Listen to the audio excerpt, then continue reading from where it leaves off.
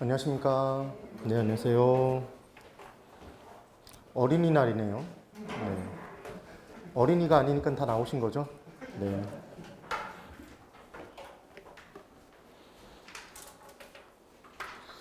고등학생도 어린인가요?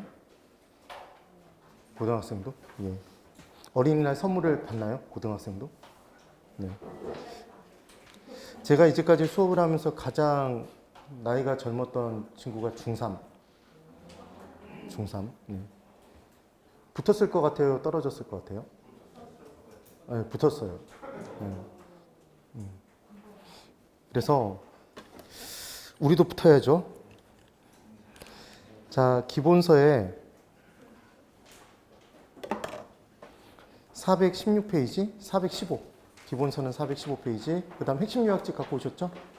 오늘 기본서 부분 심화이론 강의에서 지난주에 말씀드린 것처럼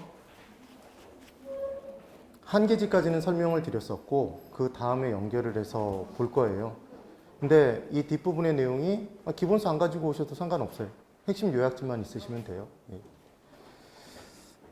뒷부분부터 봐도 아무런 상관이 없는 독립된 내용이기 때문에 그 부분을 좀 연결해서 본다는 얘기를 했었습니다.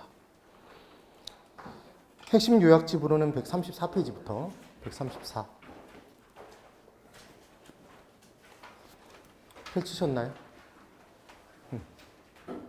그래서 거기에 보시면 아마 요약집으로 보시기가 더 편하긴 편할 거예요. 왜냐하면 기본서는 말 그대로 기본서라 온갖 내용들이 다 들어가 있고, 그리고 내용을 설명하기 위해서 잡다한 내용들도 설명을 위한 좀 더 부연되는 내용들이 있는데 그 내용들이 다 없는 상태에서 꼭 봐야 될 내용들만 모아놨으니까. 네. 자, 교재는 어딘지 확인하셨죠? 네. 그래서 오늘 침입적 토지 이용부터 시작해서 내용들을 설명을 한번 드려볼 겁니다.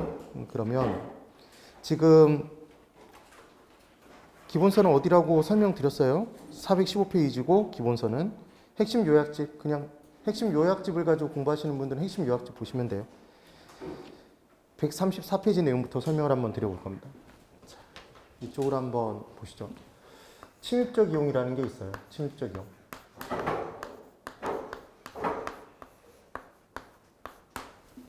그럼 어떻게 보시면 되냐면 고소득층이 있습니다. 고소득층. 이 사람들은 보통 도심에 살겠죠, 여러분? 도심에 살 거예요, 도심. 도심에 살고 있습니다. 근데 이제 외곽이 있어요. 그럼 이 외곽은 지가 수준이 높을까요, 낮을까요? 지가 수준이 낮아요. 그리고 고소득층의 관심의 대상이 아니었어요. 근데 어떤 일이 발생했냐면 이 지역이 개발될 가능성이 있대요. 그럼 고소득층이 그냥 있을까요? 이 부분으로 들어갈까요? 이 부분으로 이제 들어가겠죠. 지금 지가 상승 요인이, 지가 수준 자체는 지금 낮았는데 개발 가능성이 있는 거죠. 얘가 있는 거예요. 그럼 고소득층이 이제 외곽으로 저소득층이 거주하던 곳에 들어가면 저소득층 입장에서는 쌍수를 들어서 환영할 일인가요? 적들의 침입처럼 느껴질까요? 적들의 침입처럼 느껴지겠죠. 그렇죠? 이게 침입적 토지 이용이다 이렇게 생각을 해주시면 돼요. 그럼 침입은 지가 수준이 높은 곳에 이루어질까요? 고소득층이 지금 이 지역에 들어가는 이유는 딱 하나예요. 지가 수준이 낮은데 싸게 사서 개발이 되면 높게 팔 수 있잖아요, 가격을.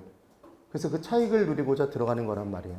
그래서 침입의 두 가지 유의는 낮은 지가 수준과 개발 가능성이 있겠죠. 그래서 이제 들어가면 기존에 살던 저소득층들은 원래 거주하던 주민이죠, 여러분. 그래서 뭐라고 얘기를 하냐면 원주민이라고 얘기를 합니다. 원주민은 인디언이 아니에요.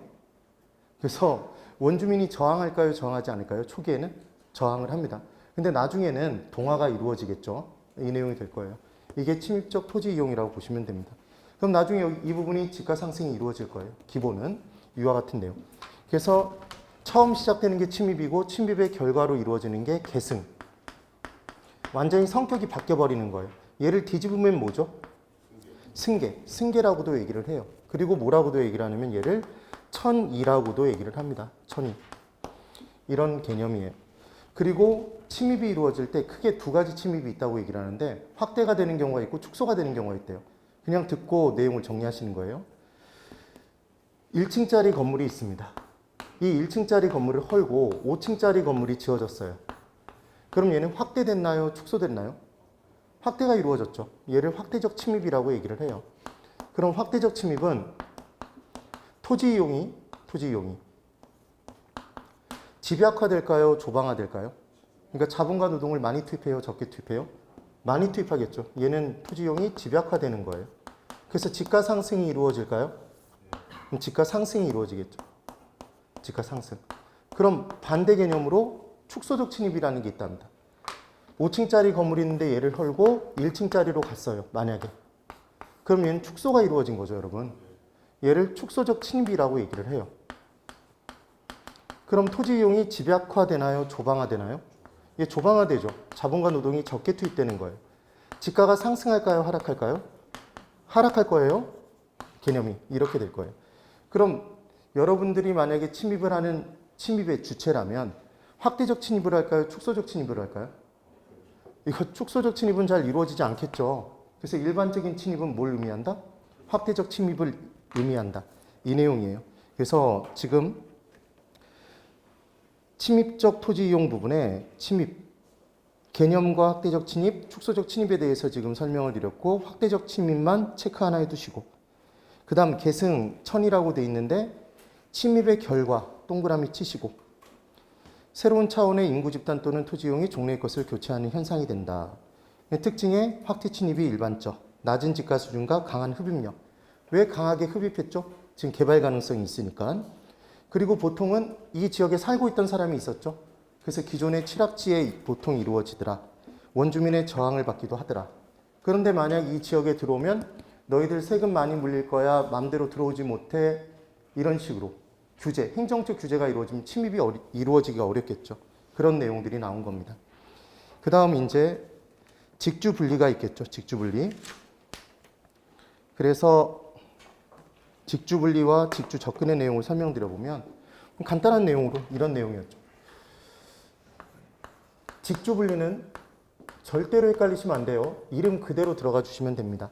직은 뭐죠? 직장. 주는 주거. 이게 분리되는 거네요. 보통 직장은 어디에 있어요, 여러분? 도심에 있죠. 근데 도심에 직장이 있으면 주택도 어디에 있어야 된다? 주거지도? 도심에 있어야 될 텐데 도심의 집가 수준이 높아서 낮아서? 높아서 주택은 외곽으로 빠져나가게 되죠.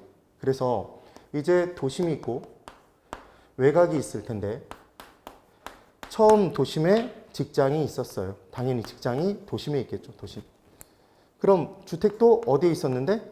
도심에 있었는데 도심의 집가가 지나치게 높으니까 첫 번째 집가 고 현상이 있네요. 도심의 집가가 너무 높아서 도심의 직장을 두고 있지만 주택을 둘 수 없어서 주택이 어디로 이전하죠? 외곽으로 빠져나간다? 외곽으로 빠져나갔어요. 이렇게. 그럼 직장과 주거가 분리되는 현상이 나타났죠? 이게 바로 뭐다? 직주 분리 현상이다. 이렇게 얘기를 하네요. 그러니까 직주 분리의 첫 번째 원인은, 발생 원인은 도심 직가고 현상이죠.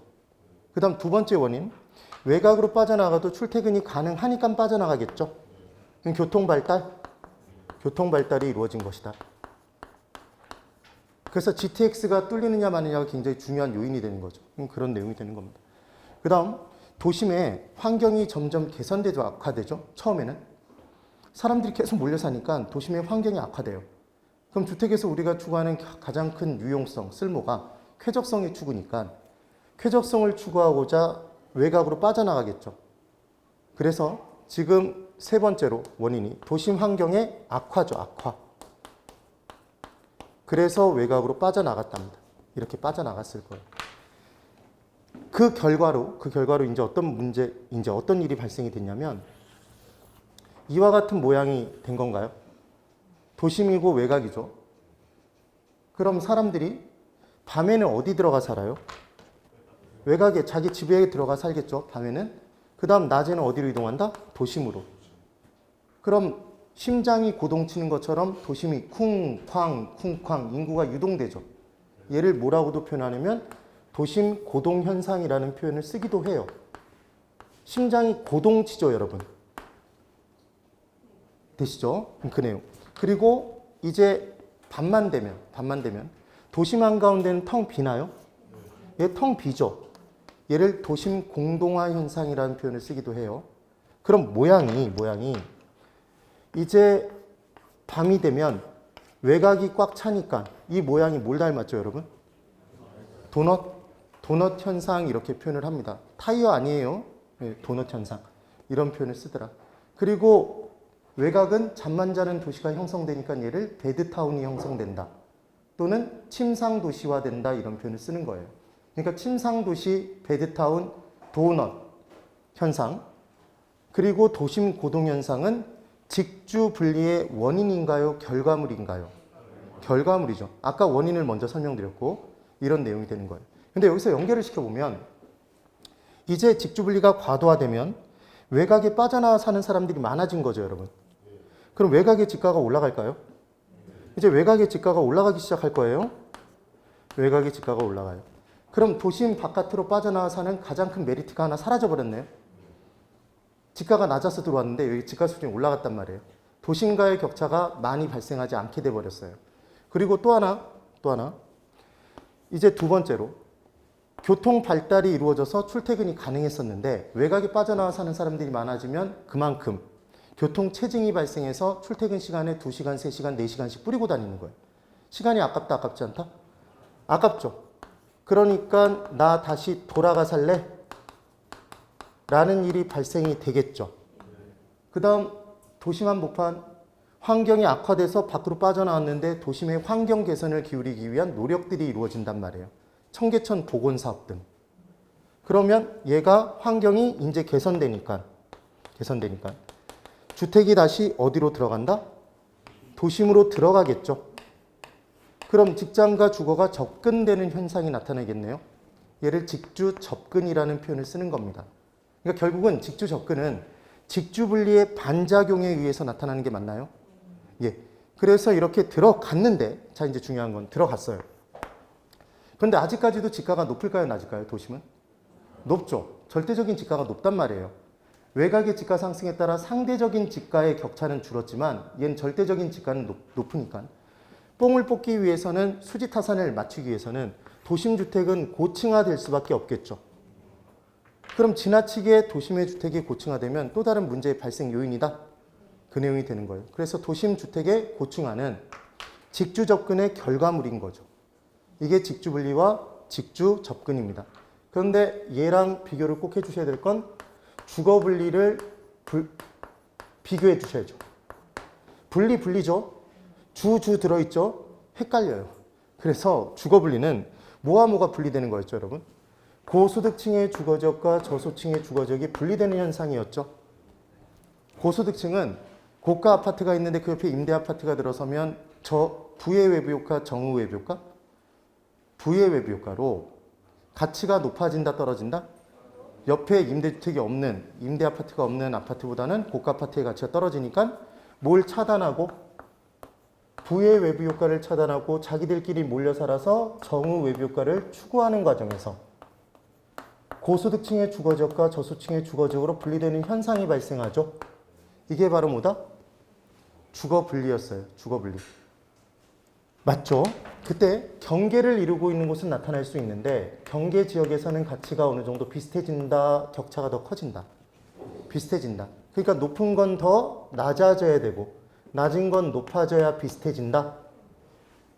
그래서 경계 지역의 고가주택은 다른 옆의 고가주택들보다 저가주택의 무슨 외부 효과로? 마이너스는 부였죠? 부의 외부 효과로. 할증 거래된다, 할인 거래된다? 할인 거래된다. 이게 포인트였고. 기억나셔야 돼요. 그 다음 경계 지역의 저가주택은 옆에 있는 저가주택들보다 바로 옆에 붙어 있는 고가주택의 무슨 외부 효과로? 정의 외부 효과로 할증 거래된다. 맞아요. 그래서 얘가 상호간에 바뀌어질 수도 있었죠. 그래서 나타나는 게 고가주택이 저가주택으로 바뀌는 무슨 여가? 질적순위 올라가는 거예요? 떨어지는 거예요? 자, 여러분 이게 다 연결된 내용이었죠. 우리는 주택의 질적 수준을 가지고 판단해서 질적순위 올라가는 건 무슨 여가고? 상향여가라고 얘기하고 상향여가고, 질적 수준이 떨어지는 건 무슨 여가라고 한다? 하향여가. 그럼 주택을 지어놓고 그냥 내버려두면 발생하는 건 노후화. 무슨 여가? 하향여가. 주택 자체로 이루어지는 것.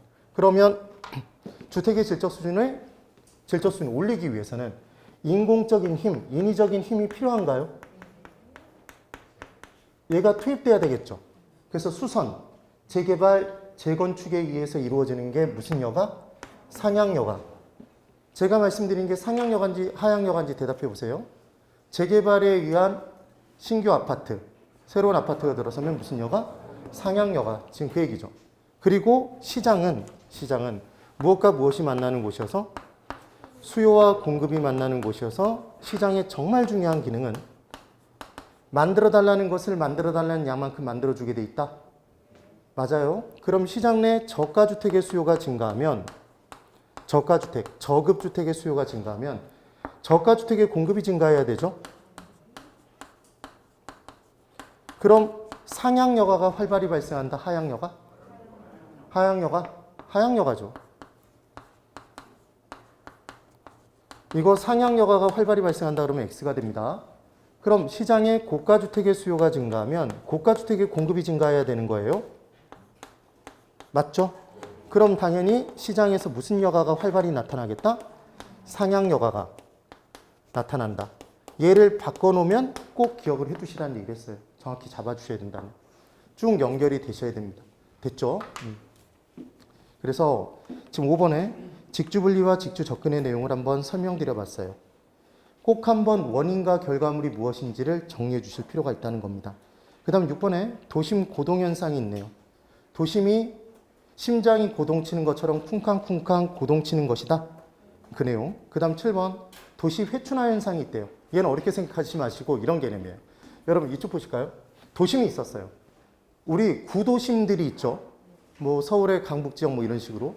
그럼 그 지역에 살았던 고소득층이 이 지역이 그냥 내버려 두면 인근 지역의 생애 주기에 따라 얘가 노후화가 진행되죠. 그래서 이 지역을 버리고 떠날 거예요. 근데 이 지역이 다시 재개발이 이루어지면 다시 고소득층이 들어가 살게 되나요? 그럼 도시가 젊어지죠. 하춘화예요, 회춘화예요? 재미가 또 없죠. 그래서 얘가 도시 회춘화 현상이라고 보시면 돼요. 그 다음 8번에 도시 스프롤 현상이 있는데, 자, 도시 스프롤 현상도 연결을 시켜볼게요. 여기 잘 보세요. 직주분리에 의해서 처음에 도심의 집가 수준이 너무 높아서 외곽으로 빠져나갔습니다. 그래서 주택이 이제 외곽으로 빠져나갔는데, 주거지역에서. 이 외곽의 집가가 올라갔죠. 그러니까 외곽의 집가가 올라가니까 이제 그 옆으로 주택을 두고 살아야 된단 말이에요. 그럼 도시가 더 확장됐나요? 농지, 임지였던 부분에 지금 주택을 짓고 살게 됐다는 얘기죠. 근데 얘는 체계적인 계획에 의해서 개발된 게 아니라 무계획적으로, 불규칙하게 얘가 이루어진 거예요. 도시의 확장이. 얘를 뭐라고 얘기를 하냐면 도시 스프롤이라고 얘기를 합니다. 뭐라고 한다? 도시 스프롤. 그럼 도시 스프롤은 좋은 거다, 나쁜 거다? 얘는 나쁜 거예요. 나쁜 것. 나쁜 것입니다. 그럼 도시 스프롤이 이루어지면 계획적인 개발이 아니기 때문에 최고 유효한용이 보통 된다, 안 된다? 최고 유효한용이 되지 않으니까 집가 수준이 표준치 이상이겠다, 이하가 된다. 이하가 되겠죠, 집가 수준이. 그래서 얘는 좋은 것, 나쁜 것, 나쁜 것. 막아야 된다, 막지 않아야 된다? 막아야 되는 것이 된다. 이렇게 얘기가 됩니다. 그래서 도시 스프롤은 제일 중요한 핵심은 나쁜 것이고 무계획적인 개발인 거예요. 그래서 도시가 이렇게 무계획적으로 확장되는 걸 막기 위해서 개발 제한 구역 또는 시가와 조정 구역으로 묶어버리는 거죠. 이런 내용들이 정리가 되는 겁니다.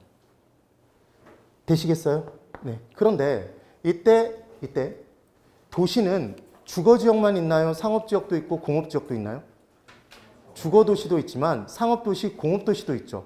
그래서 도시 스프롤은 주거지역에서만 발생한다 그러면 걔는 X인 거예요. 상업, 공업에서도 발생할 수 있는 거예요. 그리고 외곽에서 보통 발생하죠. 외곽의 외연적인 확대인 거예요. 그런데 도시망복판에 집가 수준이 지나치게 높아서 지나치게 위로 올리면 주변 지역의 통행 통풍 체감에 문제 발생하니까 얘도 좋은 거다, 나쁜 거다? 나쁜 것. 근데 위로 올라갔으니까 입체적인 스프롤이라고 얘기를 하는 거예요. 그래서 도심 한복판에서 입체 스프롤이 발생하기도 한다. 이런 표현을 쓰는 겁니다. 그러니까 스프롤은 수평적인 확대만 얘기한다 그러면 걔는 X가 되겠죠. 이런데요. 그 다음 이 부분이 이제 도시 스프롤이 발생했습니다. 중간에 상당한 공지를 둬요. 그리고 또다시 스프롤이 발생했어요. 그 다음 공지를 두고 또다시 스프롤이 발생했어요. 이렇게 띄엄띄엄 개구리가 띵뛰기 하는 것처럼 도시 스프롤이 발생할 수도 있습니다. 얘를 개구리 띵뛰기 현상이라고 얘기를 해요. 그럼 띵뛰기는 이 풀짝풀짝 뛰는 건 땅을 박차고 나는 건가요? 땅을 박차고 나는 거죠. 그래서 날 비자에 땅지자, 얘를 비지적 현상이라는 표현을 쓰기도 합니다. 이게 도시 스프롤이에요. 도시 스프롤. 그래서 8번의 도시 스프롤 부분에 무계획적, 불규칙적, 무질서, 이게 중요한 포인트입니다. 시험 문제에 뭐라고 나오냐면 도시 스프롤은 도시가 질서 있게 확장되는 것을 말한다. 그러면 걔는 X죠. 그런 걸 찾아내시면 돼요. 그 다음 유형, 특징 등 제가 다 설명을 지금 드렸어요. 꼭 한번 정리해 보시면 돼요. 그리고 지금 도시 스프롤이 발생되면 교통이 도로가 아예 없는 데로 사람들이 빠져나가 살지는 않겠죠. 그러니까 간선도로망을 따라서 이루어지기도 한다. 이런 내용이 나오는 거예요. 됐네요. 그 다음 9번에 집중 반전 현상이 있어요. 얘는 뭐냐면 이름 그대로 들어가 보시면 돼요. 자, 이쪽 보세요. 도시가 있으면 사람들이 이쪽에 몰리는 이유가 뭐죠? 생활의 모든 근원이 되는 것들이 학교도 직장도 이 부분에 다 몰려 있는 거죠. 편의시설도. 그러니까 사람들이 다 몰렸어요. 근데 몰리다 보니까 공해가 발생하고 온갖 부작용 등이 발생하는 거예요. 집가가 지나치게 올라가고. 그러니까 사람들이 외곽으로 빠져나와 살겠네요? 되셨죠? 이게 바로 집중화에 따른 반작용으로 바깥으로 빠져나가 사는 걸 얘를 뭐라고도 한다? 집중 반전 현상 이렇게 표현하기도 합니다. 그래서 보시면 동그라미 1번에 대도시에 집중된 인구와 산업의 배치를 지방으로 분산하는 것을 말한다. 되셨죠? 몰렸다가 반작용으로 외곽으로 빠져나간다. 지금 그 얘기고. 그 다음 10번에 도시의 경제 기반 모형이 있네요. 그러면 이 도시의 경제 기반 모형에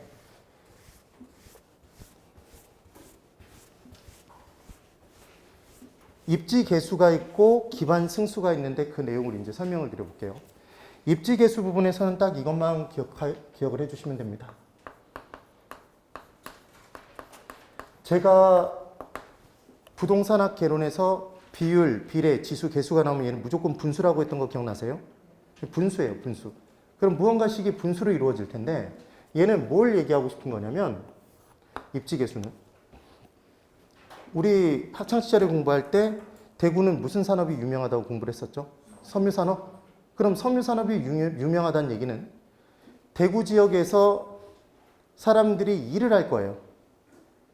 무언가 일을 하면서 고용돼서 일을 하겠죠. 각각의 산업에. 그런데 대구 지역에서는 섬유산업에 종사하는 고용자 수가 많겠다, 적겠다? 고용자의 비율이 높겠죠. 전국 평균치보다. 그러니까 대구에서 생산되는 섬유의 양이 많아서 남으니까 뭐한다? 다른 지역으로 수출하겠죠. 그럼 걔는 지역 특화 산업인가요?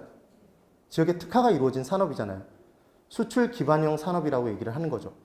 근데 어떤 지역에서 생산되는 양이 전국 평균치보다 부족해요.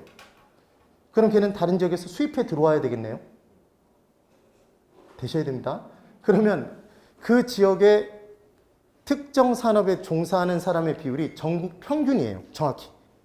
그러면 그 지역에서 생산되는 양이 남지도 않고 부족하지도 않겠네요. 그 지역에서 생산된 걸 그냥 쓰면 끝난다. 걔를 자급자족형 산업이라고 얘기를 합니다. 그래서 우리가 알고 싶은 건 특정 산업의 특정 지역에서의 입지죠. 지금 알고 싶은 게 지역에서의 입지를 알고 싶단 말이에요.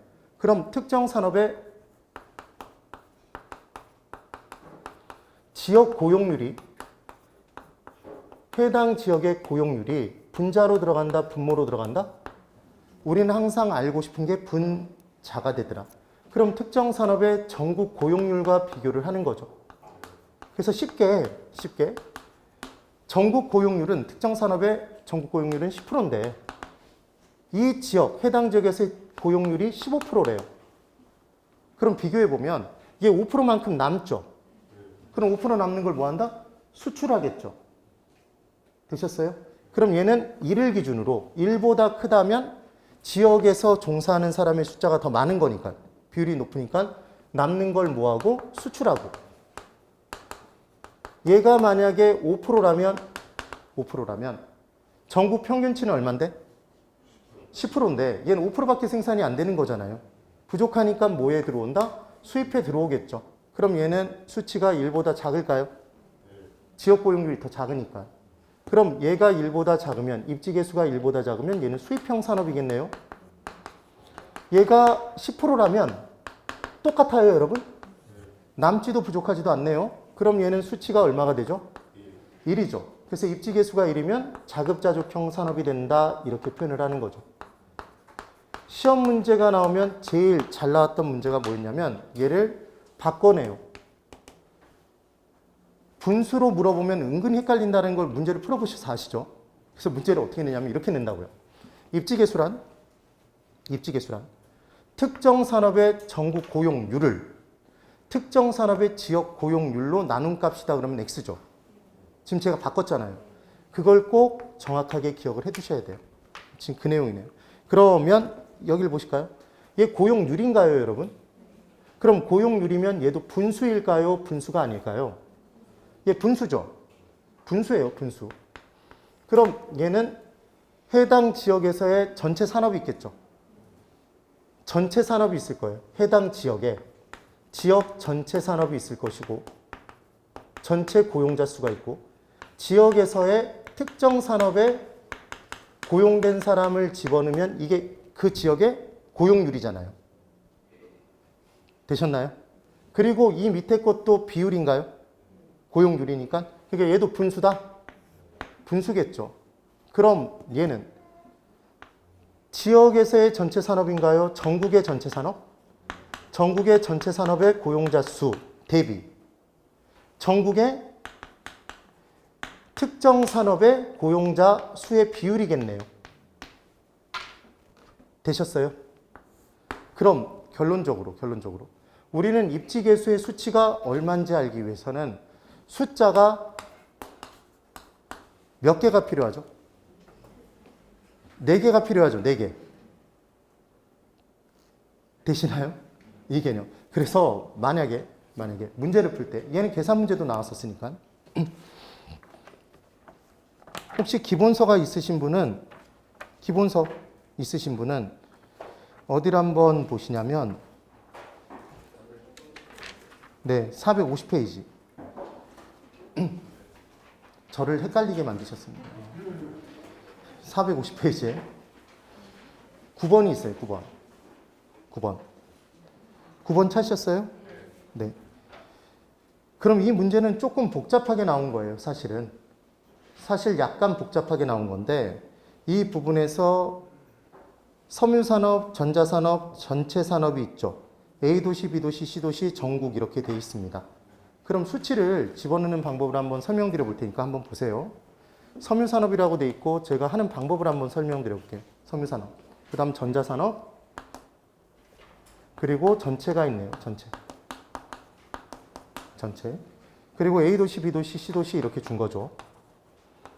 그리고 얘를 합친 전국이 있습니다. 그럼 여기를 그대로 잘 보세요. 수치가 얼마씩 대입되어 있냐면 수치를 어떻게 대입시키는지 한번 보여드릴게요. 얘 250이래요. 고용자 수가. 단위수는 수라고 되어 있죠. 얘 250이래요. 얘 C 500인가요? 그럼 질문. 섬유산업에 종사하는 전국의 종사자 수는 몇 명이죠? 더하면 되죠. A, B, C 도시밖에 없으니까. 더하면 1000명입니다. 1000명이에요. 그 다음 전자산업에 지금 종사하는 사람의 숫자를 봤더니 A도시는 150이고 B도시는 지금 250명이고 250. 그 다음 C도시가 600이래요. 그럼 이 셋을 더하면 얼마가 나오나요? 그럼 전자산업에 종사하는 사람도 1000명이네요. 1000명이죠. 자, 이제 전체를 어떻게 구하나 보세요. A도시의 전체 고용자 수는 섬유산업과 전자산업을 더하면 되겠죠? 수평으로 더하면 된다고요. 몇 명? 400. 그럼 얘를 더하면 얼마? 500. 그리고 얘를 더하면 1100명이죠. 그래서 전체 얼마죠? 전국의 전체 종사자 수는 2000명이죠. 얘를 더하면 되겠죠? 2,000명이 됐어요. 그럼 이제 한번 뭔가를 구해보자고요. 만약 A도시에 섬유산업에 종사하는 사람의 섬유산업에 입지계수를 구해보래요. 이게 만약에 문제라고 한번 보죠. 이게 문제예요. 그럼 지금 문제에서 물어본 건 A도시인가요, 여러분? 그럼 A도시 빼놓고 B도시, C도시는 필요가 없어요. 그래서 문제를 풀 때 얘를 지우는 거예요. 숫자가 확 지워지죠? 지워졌어요. 그리고 지금 무슨 산업을 알고 싶대요? 섬유산업. 그러면 전자를 지워버리면 되죠. 전자는 지금 필요가 없잖아요. 얘를 지워요. 그럼 숫자가 몇 개 남나요? 하나, 둘, 셋, 넷. 4개 남았나요? 그럼 얘를 이용해서 집어넣으면 될 거잖아요. 우리가 알고 싶은 건 어느 도시에? A도시의 섬유산업에 종사하는 사람의 입지계수니까 알고 싶은 건 A도시죠. A도시 관련 자료는 이 둘인가요? 그럼 당연히 섬유산업 얘를 최종적으로 알고 싶은 거니까 A도시의 섬유산업 얘가 제일 꼭대기 위로 들어가겠죠. 여기로 들어간단 말이에요. 1번으로. 이해를 하셔야 돼요. 그 다음 얘가 들어가겠죠? 그러니까 결론은 이렇게 나누시면 되나요? 250 나누기 400. 이게 지금 A도시 섬유산업의 지역고용률이죠. 그리고 남아있는 1000, 2000 나누면 이게 전국고용률이죠. 맞죠? 이렇게 문제를 풀어주면 된다고요. 그러니까 숫자가 많아 보이지만 얘를 바로바로 지울 수 있다는 얘기입니다. 그러면 만약에 문제에서 C도시의 전자산업의 입지계수를 구해보라고 만약에 문제가 나왔다면 얘도 간단하게 풀 수 있을까요? 절대로 당황하지 말고 A도시와 B도시를 이번엔 지우겠죠. 지워놓겠죠. 그리고 전자산업을 물어봤으니까 뭘 지워버리면? 섬유산업을 지워버리면 살아남는 게 있을까요? 살아남은 숫자들이 있죠. 맞아요. 그럼 여기가 살아남아 있겠네요. 이렇게 살아남아 있을 것 같은데 파란색이 없는 걸 보면 나눠주면 되죠. 쉽나요? 어렵나요? 쉽죠. 이게 입지계수를 구하는 문제 푸는 방법인 거예요. 설명을 드렸습니다. 그 내용 꼭 기억해 두시고요. 그때 입지계수를 LQ라고도 얘기를 하는데 시험 문제에 LQ라고 나온 역사는 거의 없어요. 분모 분자 바뀌지 않는다는 것만 꼭 기억해 두시고 문제를 풀어주시면 됩니다. 그 다음 136페이지에 바로 이번에 경제 기반 분석 방법이 있어요. 그럼 실은 얘가 이 부분과 연결이 되는 건데 이쪽으로 한번 보실까요? 경제 기반 분석이라는 게 있답니다.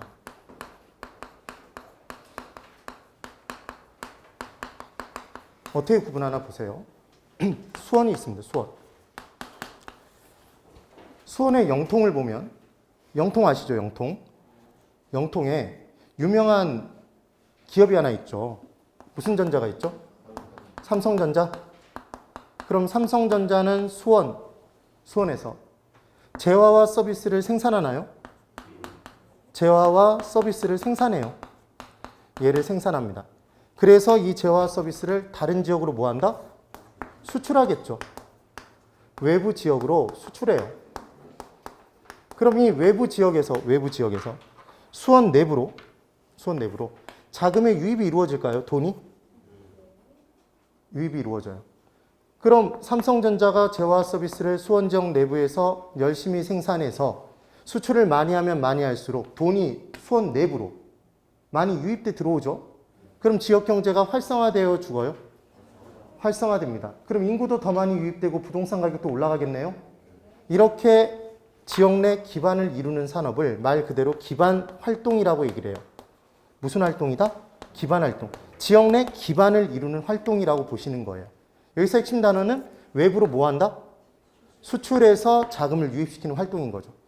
그럼 이때 삼성이 벌어들인 돈을 가지고 이 수원 지역 내부에서 슈퍼가 운영이 되고 있어요. 그럼 슈퍼마켓에 이 지역 사람들이 물건을 사러 오겠네요. 그럼 자금이 외부에서 들어오나요? 이 내부에서 유통이 되나요? 내부에서 도는 거죠. 얘를 뭐라고 하냐면 비기반 활동이라고 얘기를 합니다. 무슨 활동? 비기반 활동. 그럼 결국은 산업 활동을 크게 두 가지로 구분한 거네요. 지역 경제의 기반을 이루는 활동과 그 지역 내에서 소비를 하는 비기반 활동으로 구분을 한 거예요. 구분을 했죠. 그럼 지금 비기반이 기반 활동을 먹여 살리나요? 기반 활동이 비기반 활동을 먹여 살리나요? 기반 활동이 비기반 활동을 먹여 살리죠. 기반 활동이 짱짱하게 활동할수록 이때 비기반 활동의 인구수가 더 늘겠네요. 이 내용이 됩니다. 근데 이 이론이 욕먹는 이유가 있어요. 왜냐하면 삼성전자가 제어화 서비스를 생산하면 수원 안에서는 안 파나요? 팔죠. 이 안에서도 유통이 돼요. 사실은 자금이. 슈퍼 외부에서 오는 사람도 있겠죠. 그러니까 실은 기반 활동과 비기반 활동으로 정확히 구분을 명확히 할 수가 없단 말이에요. 그리고 장기적으로 기반 활동에 의해서 얼마만큼 인구가 더 유입되고 부동산 가격이 얼마만큼 올라갈지를 판단하기 어려워요. 단기적으로는 판단할 수 있지만 이게 기반 분석입니다. 그러면 항상 분수를 만드는 걸 좋아하잖아요. 우리는. 그래서 얘도 분수를 하나 만든단 말이에요. 그 분수가 바로 뭐냐면 경제 기반 승수라는 걸 만듭니다. 기반 승수라는 걸 만들어요. 여러분 투자론을 공부해 보신 분들은 다 아시죠? 세모 승수는 뭐 분해? 세모분해. 그렇죠. 잘하시네요. 투자이익이었죠? 그때 투자이익이 총인지 지분인지 기억나세요? 얘 구분하는 방법은 뭐 하면 된다고 그랬죠, 여러분? 조순, 총리. 그래서 조순은 총투자익과 연결, 전후는 지분투자익과 연결. 이렇게 얘기를 했던 거예요. 그런데 지금 여기서 건질 건 얘 하나만 건지시는 거예요. 보세요. 똑같은 개념으로 들어가 볼게요. 그럼 조소득 승수는 뭐 분해? 조소득분의 총투자익이었어요. 세전 현금 수지 승수는 세전 현금 수지분의 지분 투자익인가요? 이렇게 얘기하죠. 그러면 기반 승수는 뭐 분해? 뭐 분해? 기반 분해. 여기서 나온 것 중에 하나는 총이죠. 얘가 총 고용 인수가 들어간단 말이에요. 그럼 총 고용 인수는 뭐에 뭘 더한 거다? 기반의 비기반 활동 인구수를 더한 거겠죠. 그래서 수치를 대입시켜 보면 이런 개념입니다. 기반 활동이 40만 명이래요, 여러분. 기반 활동에 종사하는 사람이. 비기반 활동에 종사하는 사람은 100만 명이랍니다. 100만 명 하지만 60만 명 하죠. 60만 명이래요. 그래서 문제에서 뭘 줬냐면 이제 기반 승수의 값을 구해보래요. 그럼 어떤 함정에 빠지기 쉽냐면 비기반을 분모로 집어넣을지 분자로 집어넣을지 헷갈려요. 기반이 분모인지 분자인지 헷갈린다고요. 그럼 우리는 안 헷갈리는 방법은 세모 승수는 세모분해죠. 그래서 기반까지 집어넣는 건 들어갔어요. 근데 뭐 하기 쉽냐면 비기반을 나눠버린다고요. 그러니까 분자는 뭐다? 총이에요. 총 고용인수. 이 둘을 더해야죠. 그럼 기반 몇 명? 40만. 기반 40만에 얼마를 더하면 60만을 더하면 얘는 100만. 그럼 나누면 얼마가 된다? 이 정도는 우리가 계산할 수 있어야죠. 2.5가 나오겠죠. 되셨어요? 네, 이 내용이 됩니다. 그러면 이렇게 표현할 수도 있는지 보세요. 잠깐 읽어보실까요? 얘 수출형인가요? 수출형. 그럼 수출하면 외부에서 자금을 유입시키죠. 그러니까 얘를 기반활동이라고 표현할 수도 있겠네요. 연결이 된다고요. 그래서 같이 나와 있죠, 지금. 네, 그런 내용이 됩니다. 그래서 괄호 2번의 내용이 뭘 의미하는지를 아시면 돼요. 되셨죠? 안 됐으면 안 됐다고 얘기해 주세요. 네. 이것도 되셨죠 한 다음에 그냥 넘어가니까 다 끌고 가야지 왜 설명을 하다 마냐 뭐 그러시는 분들도 있던데. 그래서 어떤 내용들인지를 쫙 한번 공부해 보시면 되는데 지금 이 내용이 아주 부담스럽진 않죠. 그리고 입지계수에서 문제 풀 때 수치 4개를 남겨주면 된다는 것. 그러니까 지웠는데 4개가 안 남고 2개만 남았다. 문제 잘못 푸신 거죠. 6개가 남았다. 뭔가 이상한 거예요. 나누면 분명히 4개가 나오게 돼 있어요. 그리고 136페이지에 3번에 부동산 관리부터 내용이 있는데 이 관리부터 시작해서 마케팅까지는 1시간 정도의 내용으로 또 진행을 해볼게요. 10분을 먼저 쉴 겁니다. 네, 10분 쉬세요. 10분 쉬고 할게요.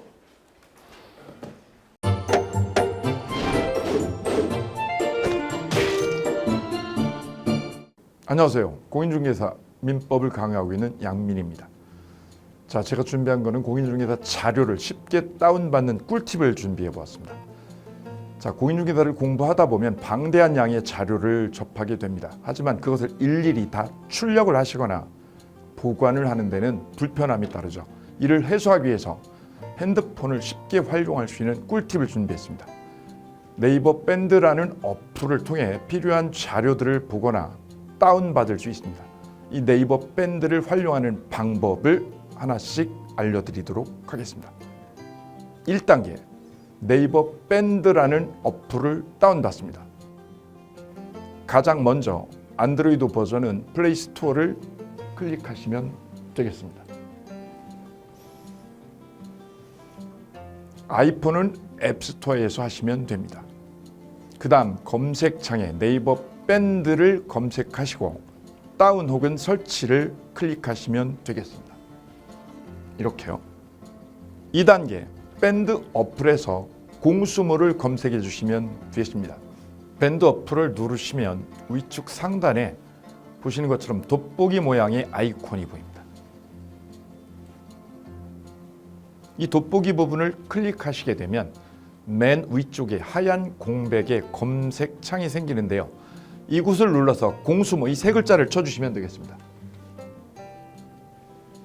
3단계는요. 해당 공수모 밴드를 들어가 주시면 됩니다. 이 밴드는 공인중개사를 공부하시는 수험생들을 위한 밴드입니다. 수험생들을 위한 시험 정보나 자료가 업로드되어 있어서 공부를 할 때 활용할 수 있는 밴드입니다. 보시는 것과 같이 강의와 관련된 공지사항이나 최신 자료가 다양하게 제공되고 있습니다.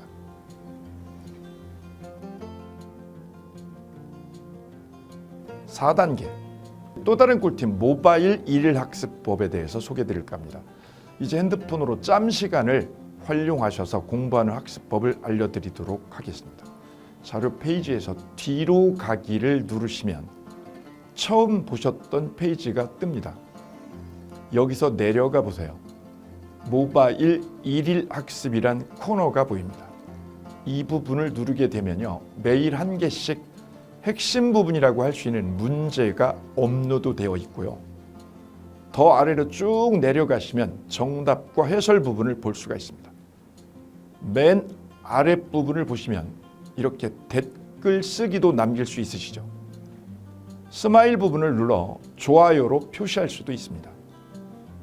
짬을 내어 스스로 학습한 뒤 모르는 부분을 질문할 수도 있고 하루 동안 공부했던 것을 정리하시거나 공부한 소감을 적어 놓으실 수도 있습니다.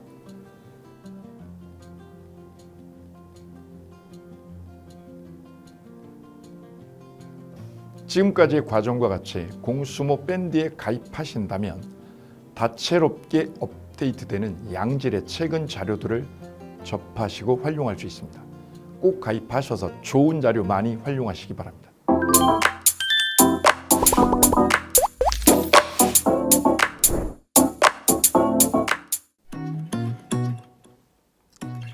자, 안녕하십니까. 자, 이번에는 부동산 실무, 일반인들이 어떤 도움을 받기 위한 관련된 밴드에 대해서 소개를 시켜드릴 건데요.